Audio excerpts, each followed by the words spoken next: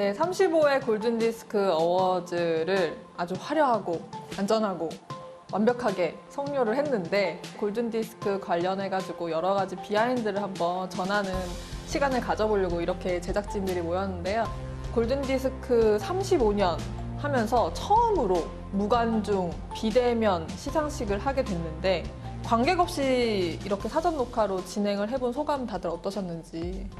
원래 이틀만 고생하면 됐었는데 방송 기준으로 네, 한 6, 7일을 맞아요. 산업 기준으로 맞아요. 고생하다 보니까 오전 9시 시작해서 새벽 2시에 끝나는 정말 미친 일정이었던 것 같아요. 관객이 있는 거와 없는 거의 차이는 엄청난 차이가 있는데 아티스트 같은 경우에도 어떤 호응이 없는 상태에서 그런 퍼포먼스를 하는 게 좀 많이 힘들어 보이긴 했습니다. 리허설 때도 그랬고 저희도 그런 부분들이 좀 안 나타나게 하려고 관객이 있을 때와 동일한 방식으로 좀 카메라에 담아보려고 그렇게 노력을 좀 했습니다. 여러 가지 신경 쓸 부분들이 예년보다 훨씬 많았던 것 같아요. 일단 그 방역과 관련해가지고 좀 신경 썼던 부분이 있었다면 어떤 것이 있었는지. 인천공항 출입국 직원처럼 매일매일 누가 들어왔다 나가는지를 체크를 했어요. 그래서 일정하게 비표를 배부해서 이 비표 수로 숫자를 맞췄고 또 호텔이랑 현장 대기실 두 개를 이용해서 대기실 이원화를 했었죠. 공연장 내에서는 다인원이 모이지 않도록 하기 위해서 대기실을 이원화를 했던 거고요.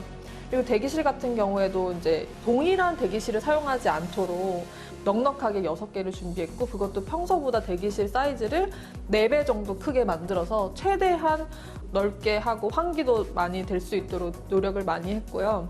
비표 같은 부분은 제작진까지 다 포함해서 매니지먼트 팀, 스태프들, 안무팀 역시 현장에서 비표를 수령하고 나갈 때는 반납을 하는 식으로 저희가 운영을 해서 그래서 이제 황지영 기자가 굉장히 고생을 많이 했죠.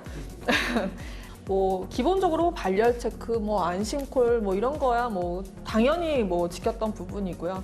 그 방역과 관련해서 사실 식사를 못 하다 보니까 좀 빠진 거 같지 않아요? 응? 공연 시작하기 전보다 제가 좀 빠진 거 같아요. 살이 네. 좋으신 것 같습니다. 아니 현장에서 뭐 다른 거 준비하면서 먹을 수도 없고 그래서 자연스럽게 그냥 그렇게 아침에 처음 한 끼를 먹고 현장을 나오면 그냥 저녁에 끝날 때까지 못 먹는 거예요. 아니 아침을 드시고 오셨다고요? 그 시간에? 아침을 새벽 5시 반에 일어나가지고 이걸 먹지 않으면 오늘 한 끼도 못 먹을 것 같은 거예요. 어차피 안에서는 밥을 못 먹으니까. 사실 식사만 내부에서 안 되는 줄 알았는데 커피나 이런 음료도 전혀 안 정말 되더라고요. 물만 딱 네. 돼 있잖아요. 그래서 이제 저희가 이제 이렇게 힘들게 골든디스크 무대를 사전 녹화로 이제 진행을 했었는데 골든디스크 어워즈 하면 뭐 수상 결과만큼이나 이제 팬분들이 관심을 많이 가져주시는 게 아무래도 공연이지 않나라는 생각이 드는데 그 무대 위랑 무대 뒷모습이 가장 똑같았던 아티스트가 있었다고 하던데 어떤 분이 제일 그랬는지. 저는 뭐 이렇게 진행을 하다 보면은 모든 가수들이 다 이유가 있구나. 여기서 상을 받으러 온 이유가 있구나. 다 굉장히 열심히고 자기 무대에 최선을 다하고 또 어떤 애티튜드도 굉장히 좋고 정말 누구 하나 이렇게 찌푸리는 적이 없었던 것 같아요. 맞아요. 현장에서 보면 아 정말 이유가 있더라고요. 그거를 준비하고 뭐 리허설 하는 걸 보면서 오히려 저희가 오히려 뭔가 감동을 받지 않아요? 되게 힘든데 뭔가 찡한 게 와요. 저희가 늘 꼽는 아티스트 매니언 트와이스. 걸그룹은 무대 뒤에서 막 되게 예민하지 않을까 막 이런 생각들을 많이 하잖아요. 근데 트와이스는 저 멀리서 이제 등장할 때부터 쩌렁쩌렁 울리게 안녕하세요 하고 이렇게 들어와서 그리고 스태프들도 막 다 처음 본 스태프들과 다 챙기고 이런 모습들이 원탑 걸그룹인데도 어쩜 저렇게 한결같지?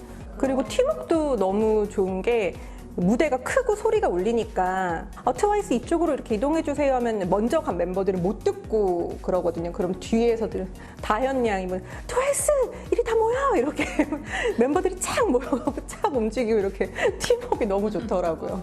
그다음에 뭐 스페셜 무대 와주신 그 박진영님과 비님도 정말 신인들 하는 것보다 더 막 열심히 해주시고 우리 얘기를 잘 들어주시고 굉장히 열정적인 모습을 보고 리허설인데도 완전 네네네. 너무 와, 열정적이죠. 진짜 열심히 하시더라고요. 그래서 거기에 사용된 소품들이 좀 있었어요. 소파나 뭐 테이블, 그다음에 잔.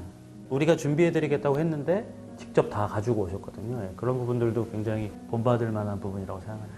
또 무대랑 무대 뒷모습 갭 차이가 가장 컸던 팀이 있다고. 이번 NCT 127 멤버들이었는데 이제 위험에 빠진 무대를 NCT가 등장해서 구원한다, 약간 이런 컨셉으로 공중에서 등장하는 걸 이제 생각을 했는데, 이거를 어느 정도 올라가지 않으면 멋있지 않으니까 정말 한 화면에 잡을 수 있는 가장 높은 곳까지 올렸어요. 마크 씨가 그걸 보더니 저기까지 올라가는 거예요. 막 무서워, 어떻게 저렇게 높게 올라가요?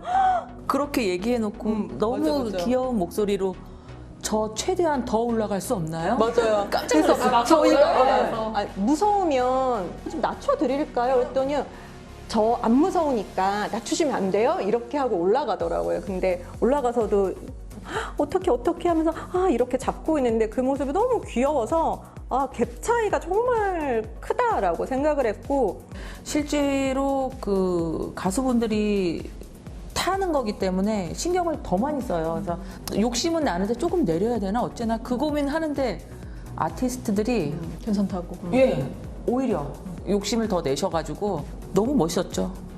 만족도가 높았던 아티스트가 있었다고 얘기를 들었는데 어떤 가수였는지. 마마무 화사 무대였는데 비하인드가 있습니다. 비하인드가 있죠. 네.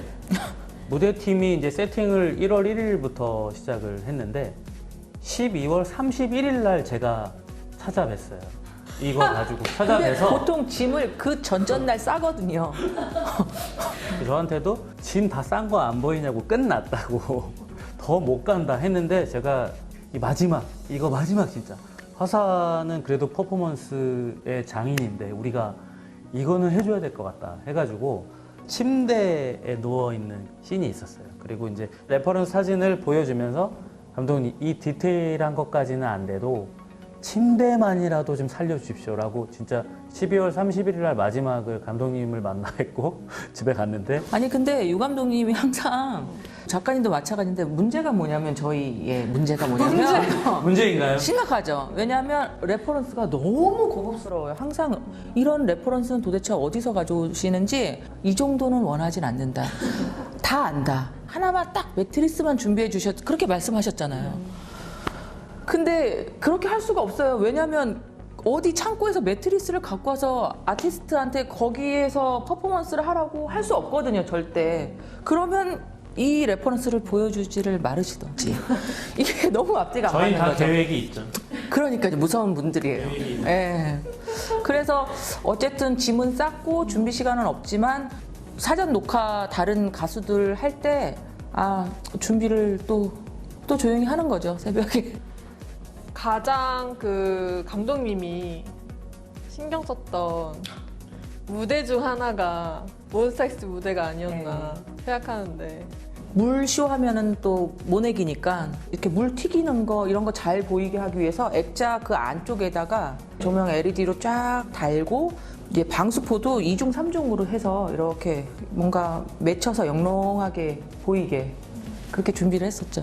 근데 사실 그때 공연장 난방을 최대로 올린 상태였는데 첫 산옥이어서 데워지지가 저 않는 9시 첫 춥긴 시작이었어요. 했어요. 몬스타엑스 산옥이 9시 시작이었어요. 네. 누워서 하는 씬들이 이제 끝나고 이제 젖은 상태로 무대 앞에 나와서 퍼포를 해야 되는 차례인데 이제 멤버들이 좀 추워하니까 스태프들이 다 이제 타올과 드라이기로 멤버들이 너무 바짝 말려놓은 거예요. 그래서 멤버들이 이제 올라왔는데 너무 그게 저희가 생각했던 몬스타엑스만의 그런 섹시한 퍼포먼스가 안 보이는 거예요. 그래서 아니야, 다시 적셔야 돼요 막 했더니 그래서 또 작은 생수병이 등장합니다. 작은 생수병으로 물을 부었죠. 민혁 몸에. 씨가 민혁 씨가 저희 얘기를 듣더니 앞으로 가서 물통을 들어서 이렇게 해서 붓는 거여서 근데 되게 프로신 게 그게 온수가 아니잖아요. 정말 차가운 물이었거든요. 근데 그 말 한마디에 막 물을 적시는데 또 너무 멋있더라고요. 그쵸? 네, 맞아요. 몬스타엑스 이 물씨는 두 분의 사심이 많이 들어가는 네, 몸베베신가요? 아이디어였어요. 사전 녹화 날이 아닌데 미리 또 사전 답사를 온 아티스트가 있었잖아요. 네. 사실 저희가 이제 1월 1일부터 무대 사전 세팅을 시작하고 있었고, 아직 마무리가 다 안 된 어느 날 밤이었어요. 어느 날 밤에 제시님하고 매니저분들이 한번 직접 보러 왔다고 해가지고 같이 무대 투어를 하면서 나 여기서 하면 좋을 것 같은데? 나 여기서 이렇게 하면 어때요? 계속 저한테 이제 얘기를 하나하나씩 의견을 얘기해 주는 거예요. 그래서 즉석에서 제시님하고 저하고 얘기를 막 한 30분 한 것 같아요.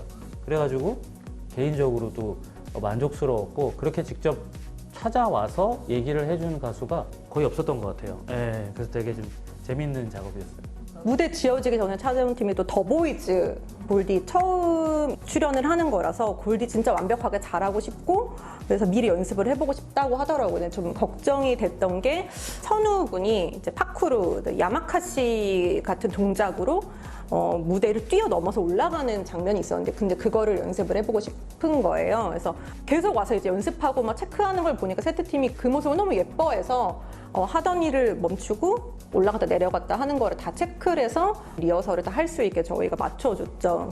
저는 그때 놀랐어요. 그 보석 케이스 던지는 거 캐치할 때 할 때마다 다 잡았잖아요. 한 번도 떨어뜨리지 않고. 연습을 얼마나 많이 했어요. 그러니까 연습을 얼마나 많이 근데 했으면. 리허설 때 한 번 깨졌죠. 떨어뜨려서 유리바닥이 깨졌었어요. 그거를 얼마 전에 더보이즈를 제가 만났어요. 그 얘기를 안 그래도 하더라고요. 제작진 분들한테 너무 죄송하다고. 근데 그게 너무 또 빨리 수습이 돼가지고 너무 감사했다는 얘기를. 그렇게 미리 와서 그 높은 무대를 계속 리허설을 체크하고 하는 모습에 너무 사실 감동받았어요. 그래서 와, 저런 아티스트면 내가 정말 다음번에 뭐 골든에 오게 된다면 더 정말 신경 써야 되겠구나, 뭐 이런. 사실 열심히 하는 가수 보면 더 해주고 싶잖아요. 그래서 뭐 그 유리 깨진 거 또 조용히 갈았죠. 근데 그걸 미리 연습을 안 했으면 아마 현장에서 굉장히 딜레이가 많이 돼서 충분히 리허설을 못하고 산옥을 들어갔을 수도 그리고 있어요. 이제 그렇게 동선을 다 전 스태프들이 리허설 때 봤잖아요. 그러니까 카메라 워킹도 미리 계산이 다 되는 거죠. 근데 리허설 때 와서 했으면은 많은 시간이 걸렸을 작업이긴 해요. 네. 저희 그 골든 보면서 또 관계자분들이 물어봤던 질문 중에 하나가 지금 이제 병역 의무를 이행 중이라서 참석이 불가한 지코 씨랑 김호중 씨 영상 어떻게 받았는지. 이제 소속사한테 만약에 수상을 한다면 영상 소감을 줄 수 있느냐라고 먼저 체크를 했어요. 근데 먼저 돌아온 답변이 그 어디 시상식에도 준 적이 없다. 좀 어려울 것 같다라고 하시는 거예요. 이거는 소속사랑 풀 문제가 아닌 것 같아서 병무청에 바로 전화를 했죠. 직접이요? 네. 이야. 대전의 병무청에 사회복무요원 관리하시는 팀에 연결을 해가지고 우리는 무료로 진행되는 거고 언택트 공연에 JTBC에서 방영된다. 그리고 무엇보다 공식적으로 성실한 군복무를 약속할 수 있는 자리가 된다라고 허락을 구했더니 굉장히 좋은 취지인 것 같다 동의해 주셔서. 그러니까 처음이었대요. 이렇게 병무청에 전화해서 문의를 한 것 자체가 저희가 처음이어서 논의를 해서 가능하다라고 이제 답을 주셨더라고요. 작가님이 또 1분 이상 소감을 말씀하셔야 된다 강조하셔서 네네. 이분들이 리허설도 되게 많이 하셨더라고요. 어떤 옷을 입어야 할지까지도 되게 고민을 많이 하셨다고 해요. 이번에 좀 와, 이 사람은 정말 진짜 프로답다라고 느꼈던 아티스트가 있다면. 저는 이승기 씨가 되게 프로다라고 느꼈거든요. 근데 MC, 생방송 MC셨잖아요. 근데 그럼에도 불구하고 너무 한 번에 그냥 바로 촬영하셨잖아요. 그래서 와, 너무 프로다. 전 그렇게 생각했거든요. 그 이승기 씨 같은 경우는 오랜만에 음반을 냈고 상을 받는 거기 때문에 조금 이렇게 추억을 좀 만들어주고 싶었었어요. 그래서 실제로 작동이 되는 영상기를 구하느라고 저희 연출진에서 많은 데를 수소문해가지고 그 중간에 나오는 뮤직비디오가 화면에 투영되는 부분은 그 생방 바로 전날 밤에 저희가 이제 작업을 한 거예요. 그래서 거기에다가 끼워 넣고 그다음에 걸어 나오면서 노래를 하는 게 사실 쉽지 않거든요. 발라드 가수가. 그 힘든데도 불구하고 따라와 줬고 그 다음에 마지막에 끝나고 퇴장하는 부분까지 너무너무 잘해줘서 되게 만족스러운 무대 중에 또 하나였어요. 내년에도 승기 씨를 볼 수 있나요? 그럼요. 골든 디스크의 남자잖아요. 네네. 계속 가야죠. 좋습니다. 그 스트레이키즈 무대도 되게 많이 이슈가 됐었어요. 무대가 너무 좋아가지고. 이게 이 부채 퍼포먼스를 저희가 이제 제안을 했을 때 이 정도까지 퍼포먼스를 완벽하게 짜올 거라고는 사실은 생각을 안 했어요. 이 무대를 제안한 저희가 너무 미안할 정도로 너무너무 연습을 가열차게 열심히 정말 하루에 한 개씩 부채를 다 찢었다고 하더라고요. 왜냐면 부채가 거의 사람 키만한 부채였어요. 그냥 부채가 아니라. 그래서 이거를 인터넷을 거의 한 6시간 뒤진 것 같아요. 그래서 뭐 결국은 1m짜리 부채를 찾은 거예요. 이제 제작진이 먼저 부채를 체크를 하는데 이게 나무 부채여서 무게가 굉장히 저희가 생각했던 것보다 무거웠던 거예요. 그랬는데 멤버들이 이 부채를 정말 깃털처럼 들고 막 퍼포먼스를 하니까 근데 이게 진짜 연습을 많이 하지 않으면 나올 수가 없는 무협 거거든요. 영화처럼 네. 씬이 나왔죠. 디지털 음원 부문 대상을 수상한 아이유 씨 무대도 진짜 빼놓을 수 없잖아요. 사실 회의를 굉장히 많이 했어요.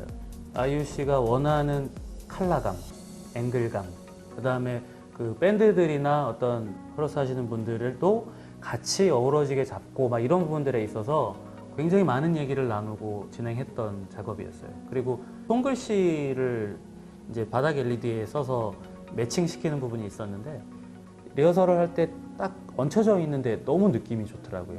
네, 그래서 일부러 그렇게 홀드해서 끝냈었던 게 굉장히 저도 이제 보면서 아 이거 괜찮다라는 생각을 했었어요. 제작진이 후배 가수분들의 가사에서 뭐 희망의 메시지나 위로를 줄 수 있는 메시지를 발췌를 해서 손글씨로 적어주세요라고 이제 부탁을 드렸고 굉장히 적극적으로 흔쾌히 이렇게 참여해 주셔서 너무너무 감사했습니다. 근데 약간 그 러브 포엠은 지금 코로나 시국에 위로가 될 수 있는 무대를 만들면 좋겠다는 게 그런데 조금 힘을 주지 않았나. 그리고 저희가 밴드 세팅의 라이브를 음원 부분 할 때 유일하게 했었던 팀이거든요. 근데 이제 밴드 분들과 아이유 씨의 그 라이브가 굉장히 가창력을 잘 보여주는 그런 무대였던 것 같아요. 놓고 1시간이면 끝난다고 해갖고 한이 속았어. 11시 반에 오라 그래요. 저녁까지 사줘야 될 것 같아. 아, 불평불만이 되게 많네요. 힘드셨나 봐요, 다들. 저희가 되게 이렇게 힘들게 준비를 오랜 기간 동안 했고 또 이 비하인드를 좀 더 세세하게 같이 공유해드리면 어떨까 해서 이번 시간을 한번 준비를 했던 건데요. 상황이 빨리 나아져서 다음 36회 골든디스크 어워드 때는 정말 많은 관객분들 모셔놓고 함께 생방송으로 다시 공연할 수 있는 그 날을 기다리면서 저희도 열심히 준비할 테니까 36회 때까지도 많이 기대해 주시고 35회 시상식 무대도 많이 여러 번 보시면서 조회수도 많이 올려주시고 댓글로 응원도 많이 해주시면 감사하겠습니다. 지금까지 35회 골든디스크 어워즈 팀이었습니다. 감사합니다. 감사합니다. 또 만나요.